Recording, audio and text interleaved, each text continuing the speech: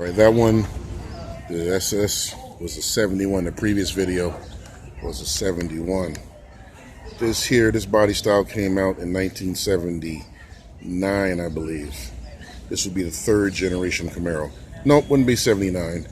What do you guys say? 70? I'm going to say 78. It came out in 78 because it's basically a carryover of the other second generation that came out in 1970, right? Because it's got the same body shape. You can see this window was updated. This is also your complimentary Trans Am window too, so Pontiac got that window. It also got these haunches right here. These haunches that they roughed out from a Corvette, the C3. Not saying that they are the same, but they're inspired by. And you got the lip for the wheel. Also, a lot of these Corvette type styling cues. You know, this one also was repainted. Great. He didn't put the pinstripe on it. It came with a pinstripe. This is E28, so they all came with a pinstripe. So yeah, see, 1979, that's what I said. So this body style came out 78. These wheels are not original equipment. These wheels came off of a Firebird or this is Kragar or some type of Pontiac creation. You know, he's missing the Z28 badge on the grill, which would have been gold lettered, and it would have been right here on the grill. It says Z28. So, but he's still got the scoop, the Z28 scoop. And this is what I'm saying. It would have been pinstripe because the pinstripes would have ran adjacent to the scoops all the way up on the side there. And also there would have been a pinstripe running down the side.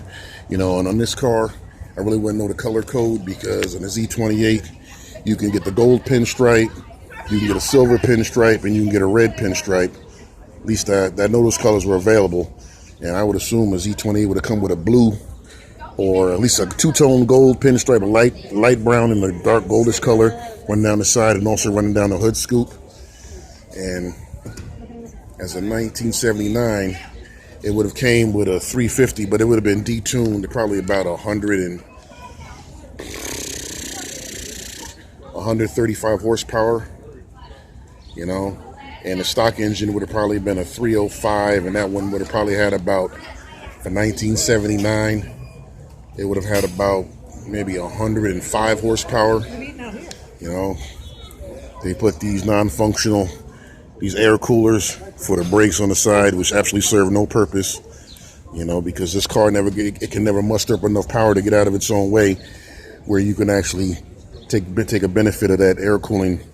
You know, it's got the T-tops. Now this was rare. Of course, he's put a roll cage in here, so he's probably stiffened up the, this is a unibody car, so he probably put some stub frame stiffeners underneath as a cross brace, you know.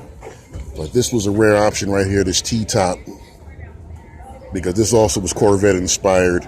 And if you don't monitor these things, over time that rubber will start to dry rot and the roof will leak.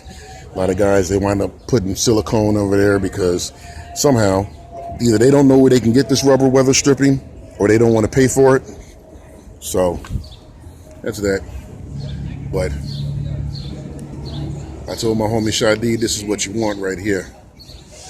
This is what you want. Third gen Camaro. You know, it's got straight pipes coming out the rear here. You can get one of these. I always like these from that movie Xanadu. I was talking to the UPS driver who was here earlier. He says, this is the car, if you remember, this is the car that Forrest Whitaker drove in Fast Times at Ridgemont High, the one that got wrecked.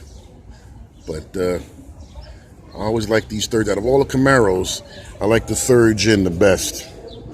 In front of that, there's a fourth gen up there, but I don't really like the fourth gen. And then you have the second gen right here. Doesn't do much for me. But the third gen is the best one. So if you're going to, I mean, don't take it from me. It's your money if you're going to buy one. But I really do like the third gen Chevrolet Camaro.